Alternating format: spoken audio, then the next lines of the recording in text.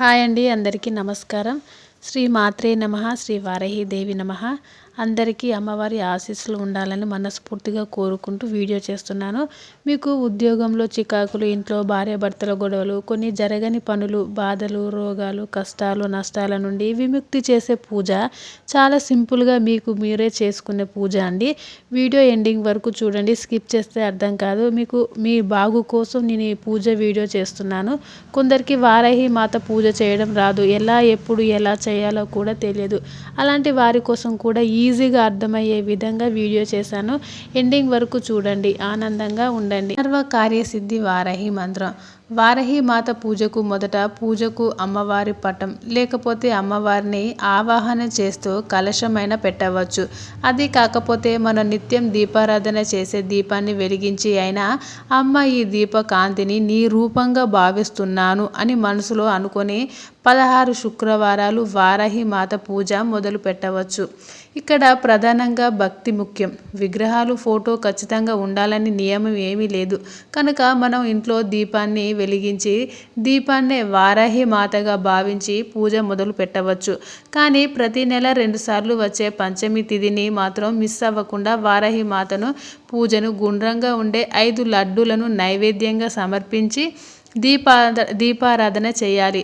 అలాగే ఈమెకు రాత్రి దేవత అనే పేరు ఉంది కనుక ఈ పూజని సాధ్యమైనంత వరకు సాయంత్రం 6 గంటలకు పైన మొదలుపెట్టి మీ ఓపిక ఉన్నంత వరకు అమ్మని ధ్యానించుకోవచ్చు.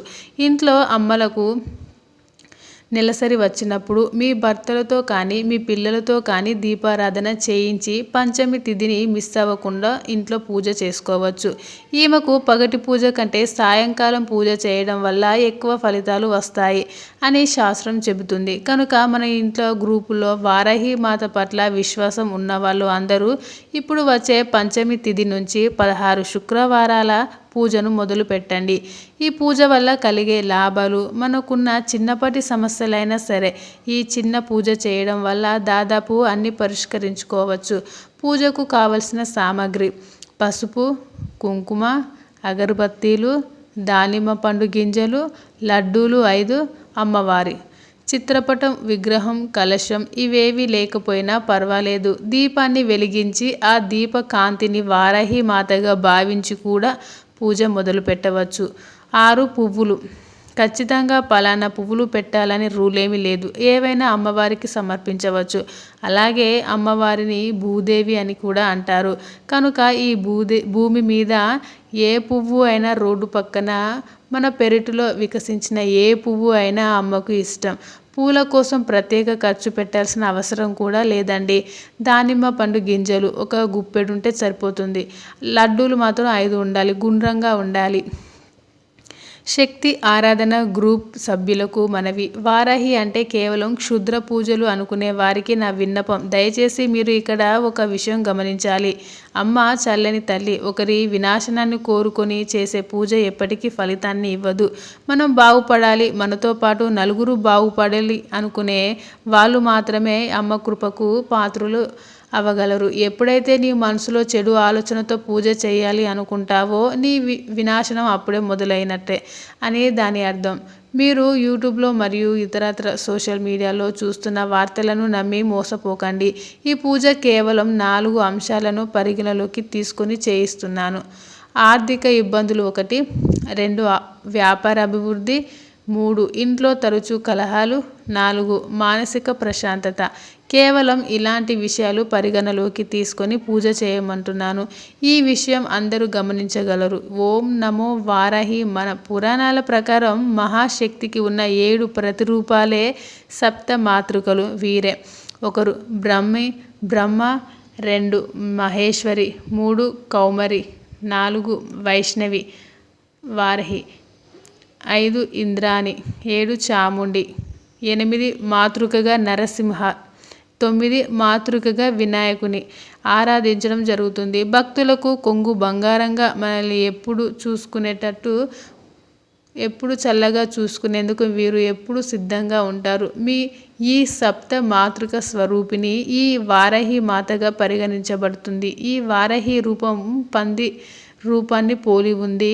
నల్లని శరీర ఛాయతో మేఘవర్ణంతో 8 చేతులతో అభయ వరద హస్తం, శంకు చక్రం, రోకలి, నాగలి, పాశం, హలం ఆయుధాలతో భక్తులకు దర్శనమిస్తుంది.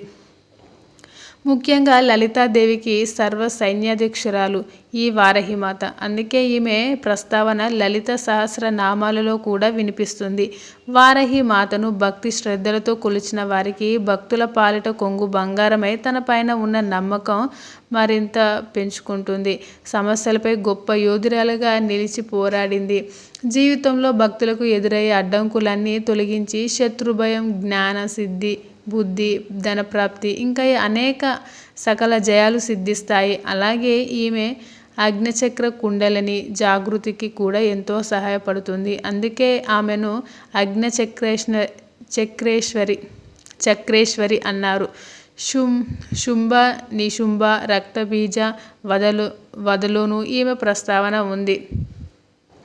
ప్రతి నిత్యం మీరు ఈ నామాలను స్మరించండి. 1 ఓం పంచమే నమః, 2 ఓం దండనాథ నమః, 3 ఓం సాంకేత నమః, 4 ఓం సమయేశ్వరి నమః, 5 ఓం సమయ సాంకేత నమః, 6 ఓం పోత్రన్య నమః, 7 ఓం శివయే నమః, 8 అగ్నిచక్రేశ్వరి నమః, 9 ఓం మహాసైన్యాయ నమః, 10 ఓం వర్తలి నమః.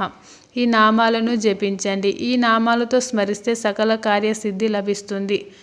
వారాహి అమ్మవారి అవతారాలు: 1 బృహద్వారాహి, 2 స్వప్నవారాహి, 3 కిరాతవారాహి, 4 లఘువారాహి, 5 ధూమ్రవారాహి, 6 మహావారిగా చెప్పబడుతుంది.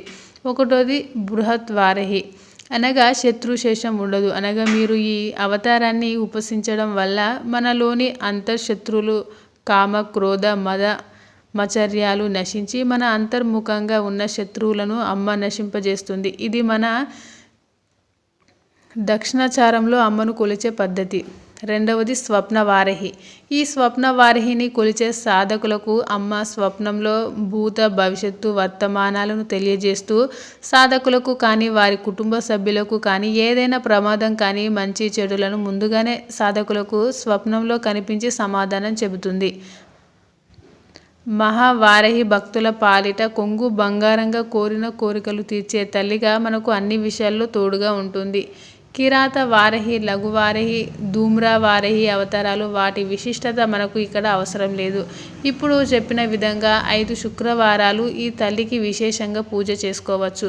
శత్రు బాధ నివారణ, గ్రహ బాధ నివారణ, అనారోగ్యంతో బాధపడేవారికి, పిల్లలేని సమస్య ఉన్నవారికి తల్లిదండ్రులు చేయగలం. ఈ విధంగా మీకు అనుకుంటే పైన చెప్పిన విధంగా అన్ని ఏర్పాట్లు చేసుకొని శుక్లపక్షం లేదా కృష్ణపక్షంలో వచ్చే పంచమి తిథి రోజు పూజ మొదలుపెట్టి వారాహి ఉపాసన రోజు ఇక్కడ ఇస్తున్న విధంగా రోజు చేయాలి. అనుకునే వారికి ఈ మంత్రాన్ని జపించడం మొదలు పెట్టాలి. మీ శక్తి ఉన్నంత వరకు అంటే 108 సార్లు ఈ మంత్రాన్ని జపించడం. గుండ్రంగా ఉండే ఆహారం, ముఖ్యంగా దానిమ్మ పండ్లు లాంటివి నివేదనగా చేసి 5 వారాలు జపం చేయాలి. మీ సంకల్పం నెరవేరుతుంది. అదే ఈ మంత్రం ఏమిటి అంటే: శ్రీ బృహద్వారాహి ధ్యానం రక్తంభుజే ప్రేతవరసనస్తామరోరు కామర్భుటిక సానస్తం దంష్టోశలం సతోత్పత్తి ముకరావిందం కోటిర సచిన్న హిమాంశుకరేం హలం కపలం దదతిం కారభ్యం వామౌతరాభ్యం ముసలేష్టదౌచ రక్తంబురం రక్తపటోత్తితారాయం పవల కర్ణభరణం త్రినేత్రం శ్యామం సమస్తాభరణ స్రాగ్రాడ్యం వారాహి సజ్ఞం ప్రణతోస్మి నిత్యం. సర్వ బాధ నివారిణి అయిన బృహద్వారాహి మంత్రం చాలా పవర్ఫుల్ అండి. మీకున్న అనారోగ్య సమస్యలు కానీ ఎలాంటి సమస్యలు ఉన్నా, ఇంటి సమస్యలు, ఎలాంటి బాధలు ఉన్నా కూడా తొలగిపోవడానికి పూజ చేసేయండి.